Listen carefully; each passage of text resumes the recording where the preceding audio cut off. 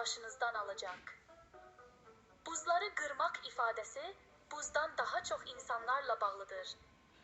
Necə olduğunu bilmək istəyirsiniz? Buzları qırmaq, yeni və ya narahat bir vəziyyətdə söhbətə başlamaq deməkdir. Təsəvvür edin ki, heç kimi tanımadığınız bir ziyafətdəsiniz. Əgər zarafat etsəniz və ya sadə bir sual versəniz, buzları qırmış olursunuz. Budur bir nümunə. İclasda Sara gülməli bir hekayə danışaraq buzları qırdı. Və budur bunu Azərbaycan dilində necə deyə bilərsiniz? İclasda Sara əyləncəli bir hekayə danışaraq buzları qırdı.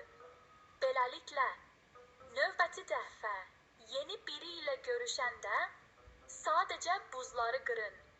Bu hər şeyi asanlaşdırır. Break the ice ifadəsi yeni və ya qəribə vəziyyətdə söhbəti başlamaq deməkdir. Məsələn, iclasda Sara əyləncəli bir hekayə danışaraq buzları qırdı.